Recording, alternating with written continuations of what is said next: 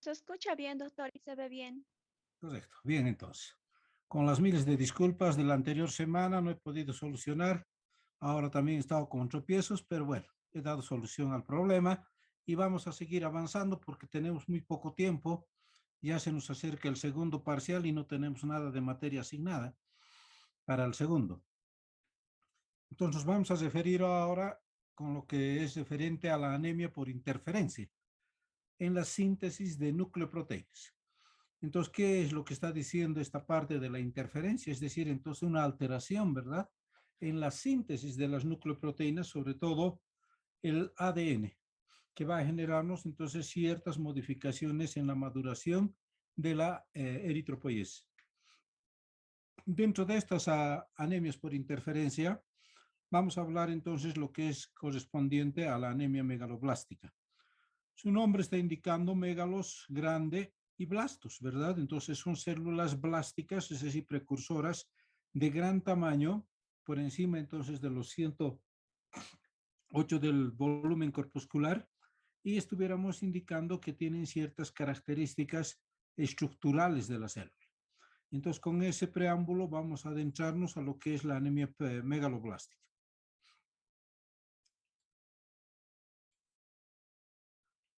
Esta es una historia, o perdón, un hemograma con referente a la anemia megaloblástica. Y si se dan cuenta, acá tenemos los glóbulos rojos, la hemoglobina y el hematocrito siempre descendidos, ¿ya? 4 cruces, o están descendidos en 4 flechitas. El volumen globular medio, la hemoglobina globular media y la concentración de hemoglobina globular están normales o están incrementadas. Normales o incrementadas. Los reticulocitos pueden estar normales o pueden estar ligeramente incrementados. Los leucocitos están descendidos, ¿no? Están los leucocitos descendidos y el recuento diferencial de los leucocitos nos indica de que puede haber leucocitos nucleados ligeramente bajos o aumentados con una eritrocitosis nucleada. Y en el frotis vamos a encontrar que puede haber normalidad o presencia de macrocitos y macropolicitos, ¿sí? Entonces, estas son las características que tienen que buscar en un hemograma. Eritrocitos nucleados, es decir, presencia de núcleos o de precursores eritrocíticos, y también en el frotis sanguíneo o en la morfología globular, lo que tendrán que encontrar es macrocitos o buscar macrocitos y macropolicitos. Vamos a posteriormente identificar qué son los macropolicitos y vamos a poder identificar de que estas son las células que le van a dar el sello característico cuando esté pensando y esté hablando de una anemia megaloblástica.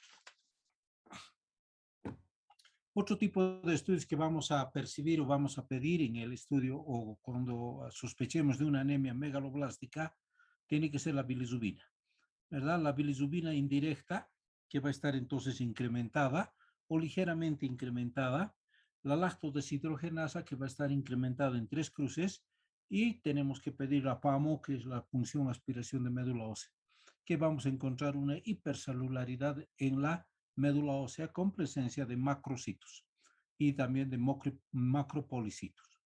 Entonces, esas son las características que tenemos que buscar en el hemograma. Entonces, dado ello, vamos a comenzar a definir y a dar entonces algunas eh, características que se tienen dentro de la anemia megaloblástica. Se denomina también, entonces vean ustedes, una anemia macrocítica, ¿no? Por el tamaño que está teniendo, y el volumen corpuscular medio siempre va a estar por encima de los 94 o 98 femtolitros, ¿sí? Macrocito. Y se caracteriza por ser entonces normocrómica, es decir, la concentración de hemoglobina o sí, la concentración de hemoglobina o la concentración de hemoglobina corpuscular media va a estar entonces dentro de los valores normales. Entonces estamos hablando de una anemia eh, macrocítica normocrómica. El volumen corpuscular medio es el superior a 94 femtolitros. La concentración de hemoglobina corpuscular media es mayor de los 32 gramos por decilitro y los eritrocitos tienen un aspecto macrocítico y pueden ser megaloblásticas o no. Entonces, lo que le caracteriza, entonces, si encuentran, no vamos a encontrar siempre grandes células, sino que también entonces modificadas en su tamaño de las células normales, que son los macrocitos.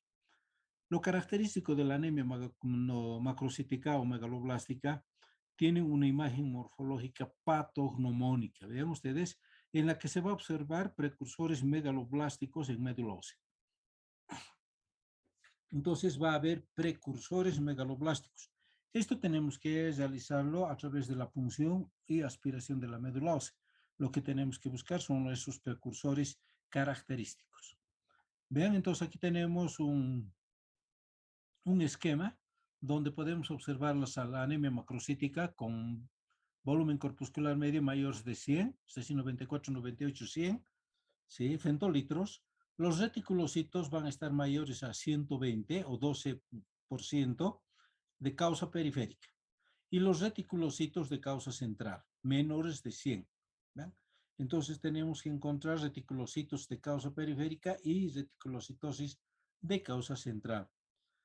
Cuando hablamos de reticulocitos entonces de causa periférica, tenemos que pensar en una anemia de tipo regenerativa, ¿verdad? Regenerativa.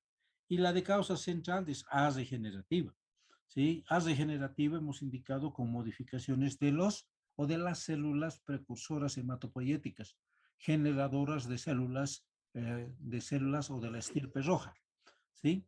Y dentro de las regenerativas, ¿sí? Es decir, de la sangre periférica, vamos a encontrar a la anemia posthemorrágica y a la anemia hemolítica. Y en las arregenerativas, entonces vean ustedes, en las arregenerativas vamos a encontrar las anemias megaloblásticas por déficit de vitamina B12, oceanocobalamina, y también entonces de la vitamina 9 o ácido sí, de los folatos o del ácido tereil glutámico. Y las no megaloblásticas que vamos a determinar entonces a través del mielograma. Entonces, este es un esquema bastante sucinto donde podemos observar que las causas entonces de una anemia macrocítica o megaloblástica van a ser entonces dependientes de la concentración de reticulocitos, en regenerativas y arregenerativas. Regenerativas, anemia poshemorrágica y anemia hemolítica, y en las arregenerativas centrales, megaloblásticas y no megaloblásticas. Con todo, vamos hablando de la anemia macrocítica con volumen corpuscular medio mayor de 100 femtolitros, y la historia clínica tenemos que buscar entonces si hay alcoholismo, hepatopatía, sangrados previos, antecedentes familiares, anemia perniciosa, ¿verdad? Con hipotiroidismo. ¿Sí? Entonces, esto es lo que tenemos que buscar como antecedentes patológicos en el paciente para pensar en una anemia de tipo megaloblástica. Repito, el alcoholismo, la hepatopatía, sangrados previos, antecedentes familiares y anemia perniciosa con hipotiroidismo. ¿Ven? Entonces, dense cuenta de que cuando encuentro a un paciente y percibo a un paciente y detecto en el interrogatorio los hábitos, ¿verdad?, costumbres y patologías, tendré que pensar entonces en una anemia megaloblástica, ¿sí? Debido entonces a la ingesta insuficiente de qué, de sustancias o de alimentos que contengan pues la vitamina B12 y el ácido fólico. Pruebas complementarias ante una anemia macrocítica o cuando estén pensando de una anemia megaloblástica son los reticulocitos que habíamos indicado, ¿verdad? Reticulocitos que están siempre aumentados de causa periférica o también disminuidos cuando es una causa central. La vitamina B12 tienen que dosificar entonces en sangre la presencia de vitamina B12, oceanocobalanemia, y también entonces del ácido fólico o folatemia, ¿sí? Que son posibles causas digestivas y también tienen que distinguir y tienen que determinar la presencia o no o ausencia del factor intrínseco. ¿Sí? El factor intrínseco es uno de los factores muy importantes dentro de este proceso, tanto en la anemia megaloblástica, en la anemia perniciosa, que vamos a ver posteriormente cómo va a participar el factor intrínseco. La hemocisteína en orina, que es muy importante, la presencia de homocisteínuria con déficit de vitamina B12 y el ácido fólico, el ácido metilmalónico en orina con déficit de vitamina B12 y el estudio de la médula ósea, lactodeshidrogenasa, bilirrubinas y el test de Coombs. El test de Coombs tenemos que solicitar siempre cuando sospechemos de un proceso inmunológico. dado entonces de que puede existir la presencia de anticuerpos y antígenos que estuvieran generando destrucción o modificaciones en el orden de la estructura y del tamaño entonces de los precursores de la médula ósea. Por eso entonces tenemos que solicitar nomás una prueba que es el test de Coombs. Entonces, decimos de que la anemia megaloblástica, ¿sí? Son un grupo de anemias arregenerativas, ¿sí? Y cuando digo arregenerativa, me estoy refiriendo a hacer un origen central, ¿sí? De características de que las células son macrocíticas con un volumen corpuscular medio mayor de los 100 centilitros, ¿sí? ¿Debido a qué? A la síntesis defectuosa del ADN de los eritroblastos. Y por eso entonces se decía por una alteración o por una alteración de la síntesis, ¿sí? De la síntesis del ADN en los eritroblastos. Y estos van a estar supeditados generalmente por el déficit de vitamina B12, del ácido fólico, pueden ser individuales, solo vitamina B12, solo ácido fólico o de preferencia ambos, ¿no? Que van a determinar una alteración en su interferencia o va a haber una interferencia en el metabolismo de la vitamina B12 y del ácido fólico. Está claro entonces esta parte de la anemia megaloblástica.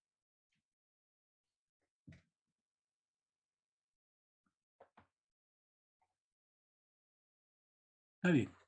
Entonces hablamos de anemia. Entonces, ¿cuáles son las características de una anemia megaloblástica? Uno, de que son anemias arregenerativas, centrales, de características con células macrocíticas, con volumen corpuscular mayores de 100 centilitros, debido a que a la síntesis defectuosa de DNA en los eritroblastos, determinadas por dos causas, déficit de vitamina B12 y déficit de ácido fólico, individuales o en colectivo o mixtas. ¿Listo? Dentro de estas células megaloblásticas tienen que existir cambios megaloblásticos, ¿verdad? Para hablar de una célula megaloblástica o de una anemia megaloblástica, tiene que existir un cambio en esa célula, ¿verdad? ¿Y cuáles son esos cambios que tenemos que percibir en la célula megaloblástica? Tiene que haber una transformación morfológica en la forma, estructura de los eritroblastos normales, ¿sí? En los megaloblastos. Entonces va a haber un asincronismo madurativo entre el citoplasma y el núcleo, ¿verdad? Un asincronismo madurativo entre el citoplasma y el núcleo con defectos de división y división aberrante. Entonces, lo que tenemos y lo que estamos diciendo en este párrafo es de que el núcleo va a crecer entonces en gran medida, ¿sí? Y el citoplasma se va a volver más delgado. Entonces hay un asincronismo madurativo. ¿Esto debido a qué? A un déficit de vitamina B12, o perdón, sí, de vitamina B12 que va a generarnos un trastorno de qué? De la formación del DNA. Y saben ustedes bien de que el DNA es el principal precursor para generar entonces la cinética y la división o la mitosis celular. Puede existir entonces una alteración en la mitosis con defectos de división y también generarnos una división aberrante, que pudiese estar hablándose entonces de procesos o de células con núcleo grande, con núcleo pequeño, citoplasma abundante y tenemos trastornos y en los neutrófilos o polimorfonucleares, lo que le va a caracterizar, como tienen un núcleo, se va a existir una polisegmentación, ¿sí? Mayores de 5 segmentos en el núcleo. De ahí que decimos de que los polilobocitos son las células típicas entonces de una anemia megaloblástica, ¿sí?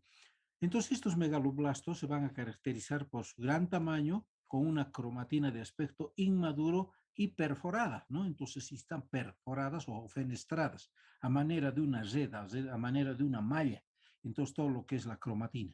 Y esta es la característica molecular, ¿verdad? Entonces de las células megaloblásticas en la anemia megaloblástica. ¿Está claro esta parte?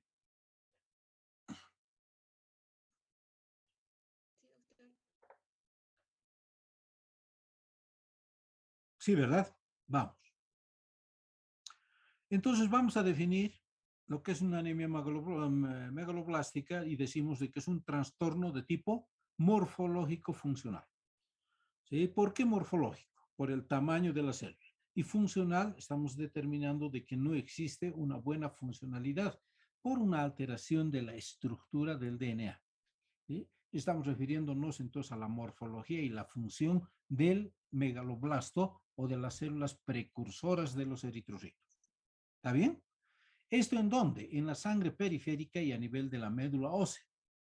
¿Sí? En esos dos lugares vamos a encontrar los megaloblastos en médula ósea y en sangre periférica la presencia de macrocitos, con funciones pues entonces alteradas. Esto se debe entonces a una síntesis defectuosa del DNA o un trastorno de conversión. Entonces, si aquí existe un trastorno de conversión, es decir, de cambio, ¿verdad? De desoxiuridilato a desoxitimidilato, que son precursores, pues importantes, imprescindibles, entonces, del DNA o del ADN que van a formar el núcleo. ¿Ven ustedes? Entonces, cuando yo digo una síntesis defectuosa del DNA, se va a generar un ¿qué? Un trastorno de conversión, de cambio del desoxiuridilato en desoxitimidilato, que son los principales precursores que van a formar el núcleo. Entonces, por esta falta, por esta alteración en el cambio, en la conversión, ¿sí? De estos dos del DNA, se va a generar entonces una modificación del núcleo y va a generarnos un crecimiento desbalanceado que va a conducirnos a la pérdida de la capacidad de la mitosis y de la muerte celular precoz, con una consecuente anemia, ¿verdad? Y esta anemia está debida a la carencia de vitamina B12, ácido fólico, que va a actuar como coenzimas del ácido nucleico. ¿Sí? Entonces, este cuadro que estamos viendo es típico y es entonces característico para determinar la fisiopatología de la anemia megaloblástica. Entonces, en síntesis y en resumen, vamos a decir de que la anemia megaloblástica es un trastorno morfológico funcional debido entonces a un déficit de la vitamina B12 y del ácido fólico que nos van a generar una síntesis defectuosa del DNA, que son entonces dificultando la conversión de desoxiuridilato a desoxitimidilato, que son los precursores importantes de la formación del núcleo. Este crecimiento va a generarnos ¿qué? Un desbalance, una alteración de la forma de la célula, con un crecimiento grande del núcleo y el citoplasma reducido. Entonces hay una disociación núcleo-citoplasmática, ¿sí? Hay una disociación, ¿sí? Y este hecho entonces de generar cambios y una alteración del DNA, que es entonces el precursor para generar mitosis, para generar cinética, va a determinarnos de qué, de que no exista mitosis, ¿verdad? Se altere, se pierda, se bloquee la mitosis y genere entonces un trastorno de muerte celular precoz, lo que va a repercutir en la generación de una anemia, ¿sí? Entonces, ya hemos dicho de que se produce que la vitamina B12 y el ácido fólico van a actuar como coenzimas del ácido nucleico. ¿Sí? ¿Y qué quiere decir entonces que son coenzimas? No se olviden de que las enzimas son sustratos, ¿verdad? Que son ayudadores entonces para que se genere una reacción de tipo química o bioquímica en la célula. Y de esto entonces podemos decir de que estas dos, la vitamina B12 y el ácido fólico, van a actuar como sustratos en los ácidos nucleicos para que generen y favorezcan entonces la participación del ARN mensajero y la formación del ARN ribosómico, ¿verdad? Para generar entonces un estímulo de los núcleos o del núcleo para la conversión. Entonces, dense cuenta de la importancia que tienen estos dos elementos. Está claro esta parte, ¿verdad?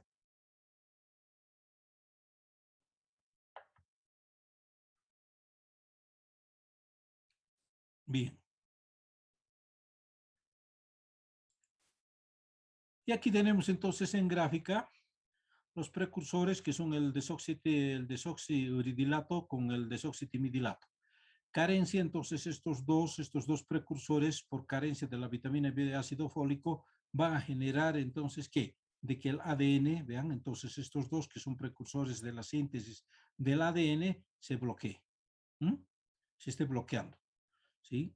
Se van a bloquear y este hecho entonces de generar un bloqueo a nivel entonces del ADN de las células va a generarnos una pérdida de la mitosis celular y va a generarnos una muerte celular precoz, lo que va a llevarnos entonces posteriormente a lo que es la anemia. Está claro en esta gráfica. ¿Cómo clasificamos entonces desde el punto de vista etiopatogénico a la anemia megaloblástica? Por déficit de vitamina B12 y por déficit de ácido fólico. Por déficit de vitamina B12 así puede ser por un déficit alimentario o por una mala absorción, como ya saben ustedes. Siempre en todo proceso anémico y en toda patología siempre tienen que determinar el ADME ustedes, ¿ya? El ADME, absorción, distribución, metabolismo y excreción.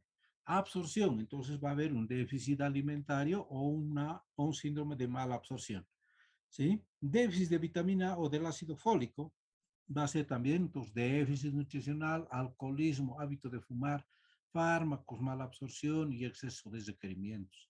Estas son las causas que van a generarnos como factores etiopatogénicos de la anemia megaloblástica. Y cuando no existe déficit de ácido fólico de la vitamina B12, tiene que haber un trastorno del metabolismo, ¿verdad? Hereditarios del metabolismo por fármacos antagonistas del folato, como ser el metrotexato. Es por eso entonces de que en todo paciente entonces que estás recibiendo o en todo paciente con artritis reumatoide, ¿sí? Con artritis reumatoide que estés recibiendo como tratamiento el metrotexato, tendré que darle entonces como terapia alternativa sustitutiva, ¿sí? El ácido fólico, ¿sí? El ácido fólico para que no se genere este tipo de anemia megaloblástica. ¿Está claro? ¿Cómo se produce la síntesis del DNA o del ADN?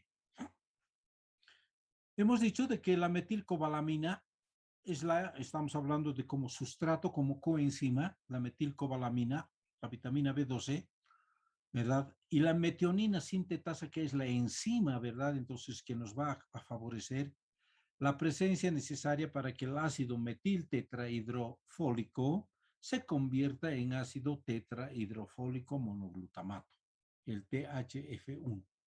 Este tetrahidrofólico monoglutamato se va a convertir en ácido tetrahidrofólico, poliglutamato, que también se denomina factor tumoral tímico o leucoborina, en presencia de poliglutamато sintetasa.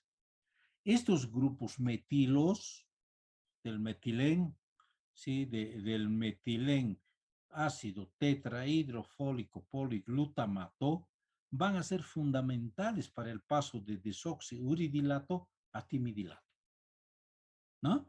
Entonces, en resumen, ¿qué quiero decir eso?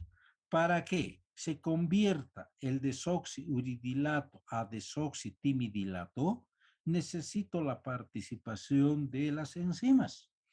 ¿Qué tipo de enzimas? Uno, que es el THF1, que es el tetrahidrofólico monoglutamato, necesario para que se convierta en ácido tetrahidrofólico poliglutamato.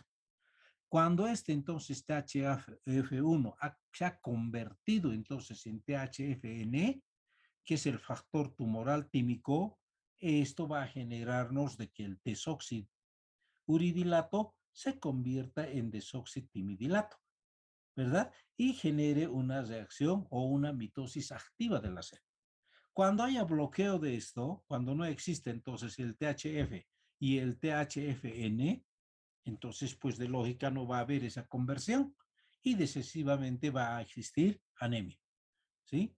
Entonces la reacción decisiva de la síntesis de ADN es la cobalamina y el ácido fólico, que van a relacionarse entre sí a través de la síntesis de la metionina. Está claro esta síntesis de DNA, ¿verdad? Perfecto. Entonces aquí tenemos en gráfica la síntesis del DNA. Enzima metilcobalamina, metionina sintetasa, que es la enzima que le va a colaborar a esta coenzima, ¿verdad? va a actuar entonces sobre el ácido metil tetrahidrofólico, el CHTHF1, que va a convertirse en ácido tetrahidrofólico monoglutamato. Este THFN, ¿no? Gracias a la acción de esta enzima sintetasa poliglutamато, se va a convertir en ácido tetrahidrofólico poliglutamato, que va a actuar directamente sobre el desoxiuridilato y para convertir en desoxitimidilato, que es el factor típico. Esta es la síntesis y la acción entonces de cómo estos dos precursores, que son el desoxiuridilato y el desoxitimidilato, van a ser importantes en la síntesis del DNA a nivel de los precursores de las células eritroides. Entonces, hemos dicho de que la anemia megaloblástica, anemia macrocítica saturada, tiene anormalidades madurativas en los tres progenes celulares. Es decir, entonces va a presentar en los precursores, a nivel del segundo y tercer compartimiento y también en el cuarto, ¿no? Entonces se va a caracterizar por ser célula gigante, grande, y hablamos de gigantismo celular y un asincronismo madurativo. ¿Vean? Hay células grandes con un asincronismo madurativo. Y esto está dado, ¿por qué? Por un núcleo juvenil y un citoplasma maduro. Entonces, si yo me refiero, ¿a qué se refiere con el nombre de asincronismo madurativo?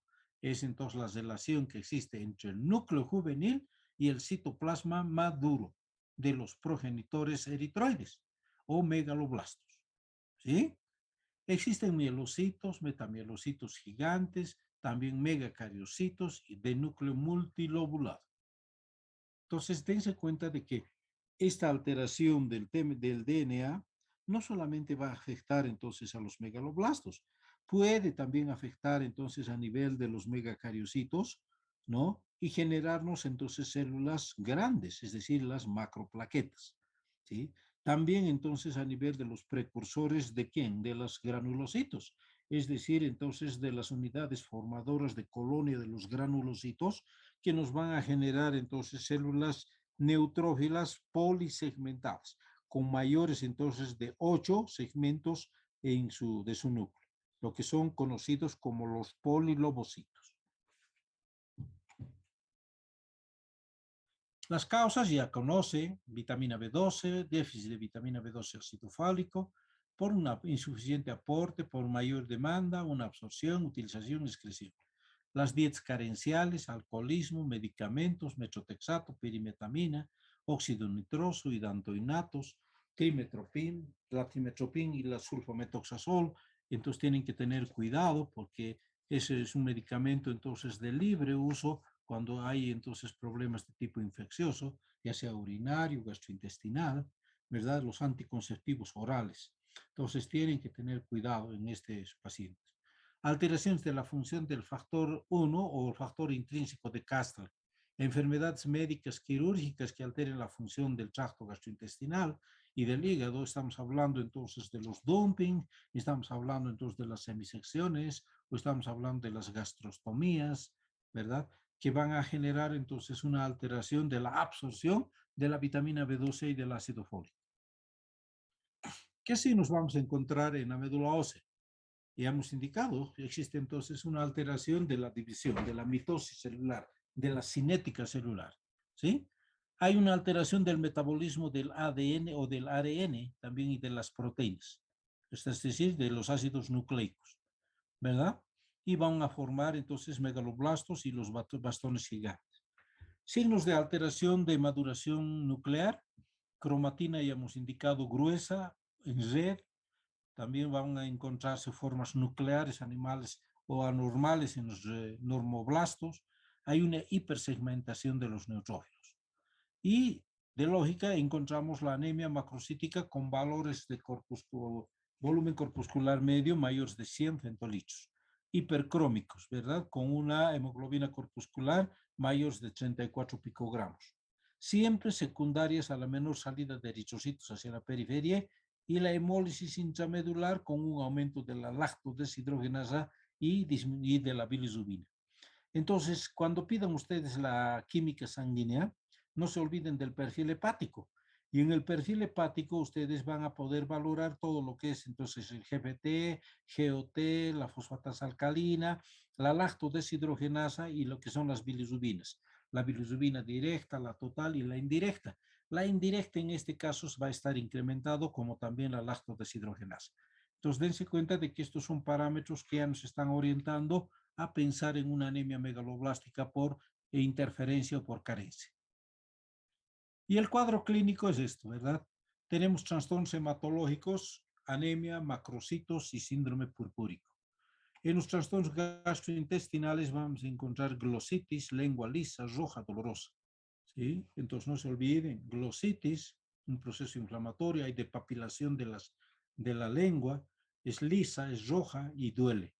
Trastornos neurológicos y psiquiátricos puede generarnos entonces la anemia megaloblástica con parestesias y adormecimientos de miembros inferiores, irritabilidad, somnolencia, batiestesia, sensibilidad profunda, palestesia, sensibilidad para las vibraciones, estereognosia con pérdida de la facultad de reconocer la naturaleza de los objetos por su forma y consistencia.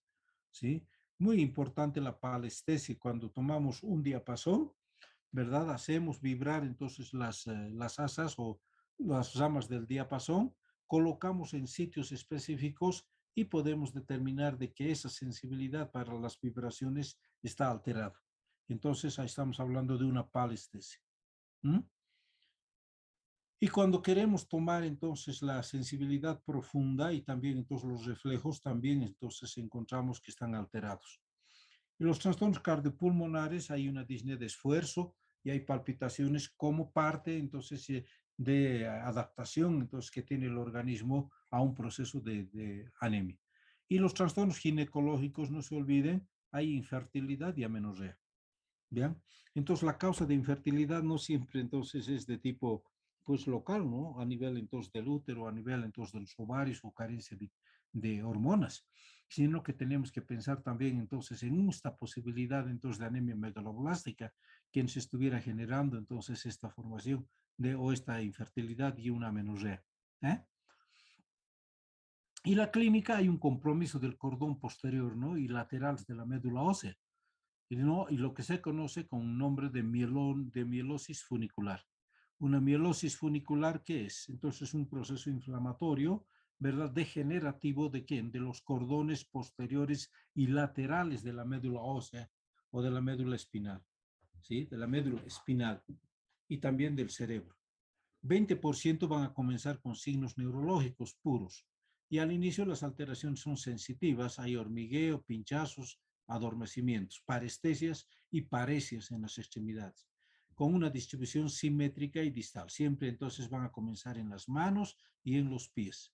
Cordón posterior va a haber sensibilidad, o sea, la palestesia va a estar con una especificidad alta, ¿verdad? El romber va a estar alterado, hay una torpeza al caminar con una marcha incoordinada, ataxia con sentido postural afectado en el dedo pie, en el dedo gordo del pie. Y en el cordón lateral, estamos hablando de las haces piramidales que nos van a generar paresias, marcha espástica, signo de Babinski y la hiperreflexia y el clonus. ¿Vean? Entonces, todo ello, entonces, están ustedes frescos cuando están haciendo neurología y que son parte constitutiva de la anemia de tipo megaloblástica. Y en la corteza cerebral existen ya trastornos mentales, ¿verdad? El paciente está irritable, hay olvidos, hay demencia grave, hay depresión y hay alucinaciones. Síndrome, tenemos que hablar entonces del síndrome megaloblástico biológico. Y estamos hablando, cuando me refiero al síndrome megaloblástico biológico, me estoy refiriendo al compromiso que va a existir en médula ósea, en sangre periférica y la bioquímica sanguínea. En médula ósea vamos a hablar, entonces hay hipercelularidad, hay hiperplasia eritroide con megaloblastosis. Otro tipo de seres que van a surgir, ya habíamos indicado, los metamielocitos, los megacariocitos, y en sangre periférica vamos a encontrar leucopenia, trombocitopenia y macrocitos con ovalocitos y anisocitosis, reticulocitos bajos y polimorfos nucleares hipersegmentados. Otro tipo de células que pudiésemos encontrar entonces en sangre periférica son los cambios megaloblásticos, como en la mucosa oral, lengua, estómago, vagina y cuello uterino. ¿Sí? Y la bioquímica, ya saben ustedes, lacto, deshidrogenasa y bilirrubinas, indirecto. Entonces, todo esto es con respecto al síndrome megaloblástico biológico. ¿Qué horas? Tenemos tiempo. Dentro de la anemia perniciosa, que es una variante también de la anemia megaloblástica o de una anemia macrocítica, se van a dar cuenta entonces de que la anemia perniciosa y la anemia megaloblástica tienen distinta fisiopatología. No es la misma. En la anemia perniciosa, ¿por qué se llama perniciosa? También se la conoce entonces a la anemia perniciosa como anemia de Biermer y Addison-Biermer, ¿sí? Esta anemia, ¿sí?, está en relación con las gastritis atróficas, gastritis crónica atrófica y en relación también con el HP. ¿Listo? Entonces está en relación con la gastritis atrófica y existe un déficit, lo que se caracteriza entonces por existir un antecedente de gastritis crónica atrófica, va a existir la presencia de un déficit del factor intrínseco de Kastler, lo que facilita o lo que este hecho de que haya una carencia de este factor genere entonces una alteración de la absorción de la vitamina B12. Una falta de absorción. Entonces, en el paciente con anemia perniciosa, se le está dando un aporte adecuado de vitamina B12, pero lamentablemente este no está absorbiendo. ¿Sí? ¿Por qué? ¿Por qué no está absorbiendo? Primero, porque la mucosa gástrica está atrófica. Segundo, de que no existen entonces células precursoras, ¿verdad? Es decir, de las células parietales del estómago, generadoras de moco, ¿verdad? De la célula protectora del mucus entonces gástrico, y también está existiendo un déficit en la producción de factor intrínseco. Este factor intrínseco es importante entonces en la absorción de la vitamina B12, ya que va a actuar como un cobertor, como una cubierta de la vitamina B12 para que no se degrade por el ácido. Una vez de que pase entonces el ácido, a nivel del duodeno va a liberar entonces el factor intrínseco a la cobalamina y se va a absorber. Va a buscar entonces un precursor o un transportador que es la transcobalamina para que transporte entonces a la cobalamina hasta su lugar de requerimiento. ¿Ven? Entonces aquí existen entonces otros factores que van a favorecernos. Entonces en la anemia megaloblástica, perdón, en la gastritis crónica, tengo la anemia de tipo perniciosa por una carencia del factor intrínseco de Kastler. ¿Sí? El déficit de vitamina B12 va a producir anemia megaloblástica con alteración neurológica o sin ella. Ya sabemos entonces que genera entonces trastornos neurológicos. Se la conoce como enfermedad de Biermer desde 1872. Es frecuente en los adultos, rara vez en menores de 40 años. Se presenta en ambos sexos y tienen sobre todo de ascendencia europea y en personas del grupo sanguíneo A. ¿Verdad? Entonces se ha podido determinar de que si personas que tengan un grupo sanguíneo A, también entonces, además entonces de que este grupo también tiene una preferencia, ¿verdad?, para el COVID, también había tenido entonces una mayor preferencia para desarrollar anemia perniciosa. ¿Vean? Entonces existen varios factores entonces de por qué entonces el grupo sanguíneo es interviniente en determinadas patologías. Y el defecto esencial, entonces, ya saben, es la falta de secreción o producción del factor intrínseco, siempre asociado con atrofia de la mucosa glandular del fundus gástrico. Aquí tenemos la anemia perniciosa. ¿Qué significa anemia perniciosa? Perniciosa se debe a que antes de descubrirse el tratamiento eficaz de la enfermedad, esta cursaba con brotes. Entonces, cuando yo digo pernicioso, quiere decir de que me va a generar serias consecuencias, serias alteraciones por brotes, ¿no? Entonces, la enfermedad entonces no se desarrolla de la noche a la mañana, sino que va a ser por brotes en una forma solapada, pausada, y en cada brote va a generar trastornos, ¿sí? Metabólicos, trastornos entonces de maduración o madurativos germinales y madurativos también en la sangre periférica. Por eso se dice de que es una anemia perniciosa, ¿sí? Y tiene algunas mejorías, pero indefectiblemente aboca en la muerte del enfermo, ¿no? Si no se ha corregido adecuadamente, entonces este déficit de factor intrínseco por una carencia o por una alteración estructural anatómica de la mucosa gástrica, pues lamentablemente vamos a llegar al colapso del paciente. Entonces la anemia perniciosa es frecuente ¿en dónde? En adultos de 60 años y muchas veces en edad superiores, ¿no? Pero no siempre, entonces ahora tenemos que determinar, ¿no?, de que la gastritis por HP se ha podido identificar incluso en adultos, en niños, en adolescentes e incluso en lactantes, ¿verdad? Debido entonces al paso del HP a través de los besos, a través entonces de los alimentos mal procesados, etcétera, de mala higiene, etcétera, que favorecen entonces la llegada del HP a la mucosa gástrica y que es uno de los factores que va a generar una gastritis, ¿no? Entonces la anemia perniciosa se va a acompañar siempre de cambios megaloblásticos, vean, anemia aclorhídrica, gástrica, histaminos resistente, alteraciones neurológicas y síntomas digestivos. En la clínica tenemos entonces alteraciones secundarias a la anemia, ya saben ustedes, hay palidez, disnea, vértigo, taquicardia como mecanismo compensador del sistema cardiovascular o cardiorrespiratorio, ¿sí? Hay glositis, molestias epigástricas, estreñimientos, diarrea, parestesias en manos, pies, desde el inicio.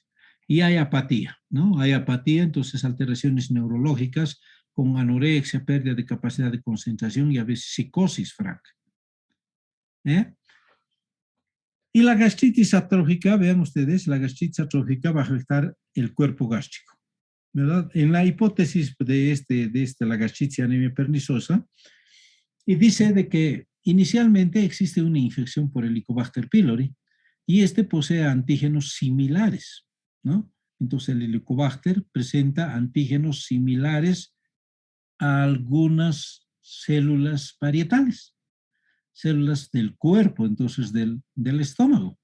Por lo que el sistema inmunitario no solo va a reaccionar contra el Helicobacter, sino también va a actuar contra las propias células del estómago, ¿sí? Por la característica y por la presencia de antígenos similares entre el Helicobacter y la mucosa gástrica.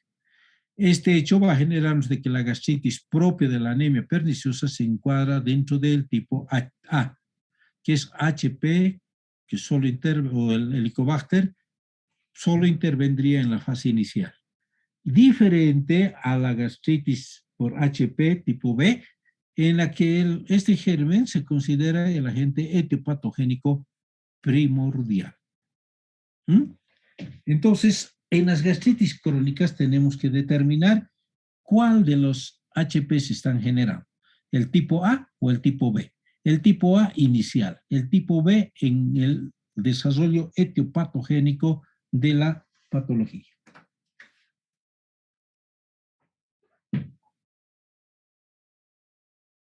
Y esta es una gráfica, vean ustedes, tengo aquí el estómago, aquí tenemos el HP y las células parietales, ¿no? Los anticuerpos, está generando entonces anticuerpos.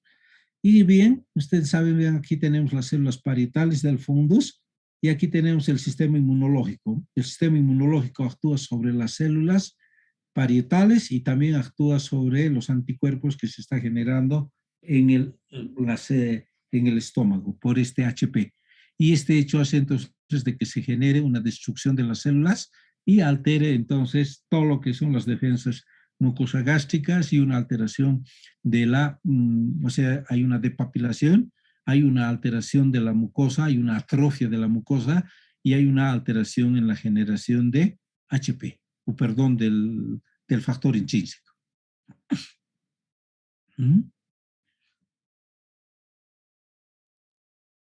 Dentro de la patogenia y los mecanismos autoinmunes, vean ustedes, primero hay una asociación entre anemia de Biermer, que es entonces la perniciosa, con otro tipo de procesos autoinmunes. Entonces, cuando vean y piensen ustedes una anemia de Biermer, Addison, o una anemia perniciosa, tienen que correlacionar con la posibilidad de otros factores o de otros procesos autoinmunes, como son vitiligo, tiroiditis, diabetes, enfermedad de Addison, hipoparatiroidismo, ¿sí? Y también otro tipo de patologías como son los síndromes mielodisplásicos, como son las infiltraciones linfoplasmocitoides, es decir, los mielomas múltiples y las que son gamapatías. Y el tratamiento para esto va a ser ¿qué? Corticoides, ¿verdad? Corticoides que van a producir una respuesta parcial. ¿Por qué voy a utilizar un corticoide en un problema gástrico? ¿Por qué? ¿Cuál sería la causa que yo utilice prednisona a un paciente que tiene gastritis con diagnóstico de anemia perniciosa?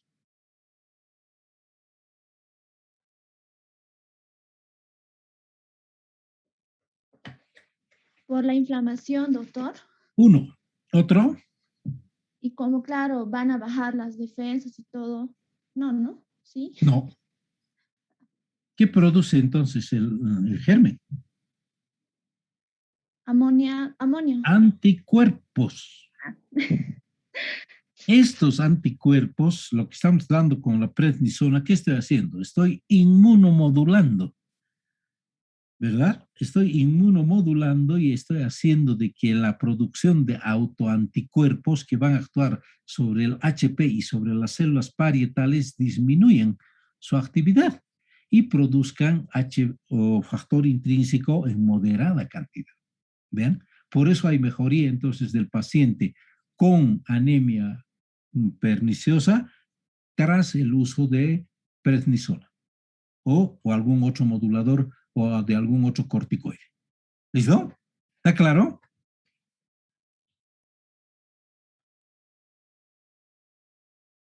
Perfecto. Y la clínica, ya saben, ¿no? Es curso insidioso, pasa mucho tiempo, un año y a veces más, y en el momento del diagnóstico la anemia grave, cuando ya encontramos, dice, a 5 gramos de decilitro de hemoglobina. Vean ustedes de que la hemoglobina ha bajado tanto que encontramos 5 gramos por decilitro, lo que va a contrastar con el aparente buen estar general del paciente. Entonces el paciente ni siquiera se da cuenta de la anemia que está cursando y cuando pedimos un hemograma vemos de que la hemoglobina está súper baja, 5 gramos, ¿sí? 5 gramos. Y los síntomas que va a ser entonces por los que va a acudir el paciente al del médico sugieren otro tipo de enfermedad, una angina de pecho, una enfermedad digestiva, una neurológica. Vean ustedes, estamos pensando en otro tipo de patologías y no así en la patología desencadenante de este proceso que es la anemia perniciosa. ¿Mm? Y con eso entonces estuviéramos acabando. La astenia, vean ustedes, aquí tenemos la astenia, ya habíamos indicado de qué es el síntoma importante en anemia. Segundo, de que hay manifestaciones cutáneo-mucosas. ¿Sí? ¿Y cuáles son esas manifestaciones cutáneo-mucosas? Piel seca, carente de elasticidad, color pálido, manchas hipo o hipercrómicas. Estamos hablando de un vitiligo. Encanecimiento precoz, que son las pilosis, ¿sí? Las glositis de Hunter y la anorexia. Otra, manifestaciones digestivas, molestias abdominales, dispepsia, diarrea, constipación, esplenomegalia. Otras, y esto dentro de las molestias abdominales podemos percibir de la formación de litos y de úlceras. ¿Ven? Entonces tienen que pensar cuando encuentren colelitiasis y úlceras en pacientes que no tengan antecedentes y que pronto desarrollen, hay que pensar en una anemia perniciosa. Y las manifestaciones neurológicas, 45% de los casos hay lesiones de cordón posterior y laterales, al igual que la megaloblástica, y lesiones de plexos con parestesias, ataxia, Romberg positivo, Babinski positivo y amnesia. ¿Sí? Todo ello entonces genera una mielosis funicular. ¿Sí? La mielosis funicular no es nada más que una lesión o alteración de los cordones posteriores y laterales con lesión de plexos. ¿Sí? Y todo ello entonces conduce a la anemia de tipo pernicioso. El tratamiento y el diagnóstico ya saben. ¿no? Pedimos dosificación de ácido clorhídrico, determinamos entonces la cantidad de factor intrínseco, realizamos la prueba de Schilling, ¿verdad? La prueba de Schilling y le comenzamos a dar y administrar vitamina B12. ¿Sí? Vitamina B12 en 100 picogramos intramusculares diarios por 2 semanas. Luego 2 veces por semana, 100 miligramos, ¿verdad? Y luego 1 mes hasta que el tratamiento sea o del hematocrito sea normal y luego 1 vez al mes durante toda la vida del paciente. Aquí los extractos hepáticos ya no se van a emplear. Hay que diagnosticar a través entonces de 2 hechos, que es el nivel sérico de la vitamina B12 o la cianocobalamina, y tenemos que demostrar entonces la presencia de una gastritis atrófica a través de ¿qué? De una endoscopía, ¿verdad? O de una biopsia gástrica con la presencia del HP y la formación de anticuerpos gástricos positivos. ¿Sí? Eso es lo que nos interesa a nosotros. ¿Sí? Entonces tenemos que dosificar aquí inmunoglobulinas, la inmunoglobulina M, la inmunoglobulina A, la inmunoglobulina G. Esto nos va a determinar, ahora si pueden determinar las reacciones, entonces mejor, ¿no? Eso es más importante. Y las pruebas complementarias. Determinación de anticuerpos, factores antiintrínsecos, gastroscopía, biopsia de mucosa gástrica, la aquilia histaminoresistente, ¿verdad? Siempre y cuando la enfermedad sea definitiva, y la gastrina sérica. Y el tratamiento, como hemos indicado ya, ¿verdad? 200 microgramos de semanas por 6 meses, ¿verdad? De vitamina, perdón, de vitamina B12, de vitamina C, y también los vegetarianos tendríamos que darse entonces un microgramo en forma líquida o, ¿no? O en comprimidos, ¿sí? De vitamina B12. Entonces, las transfusiones son raramente necesarias. Cianocobalamina y hidroxicobalamina, ¿vean? 1000 miligramos día durante una semana, 1000 miligramos una semana durante 3 semanas, y de mantenimiento 1000 picogramos o microgramos por 2 meses de por vida. Ese es entonces lo que tenemos y lo que tengo que explicarles con respecto a las anemias megaloblásticas y perniciosas. ¿Algún problema? ¿Alguna pregunta? ¿Si ha estado claro?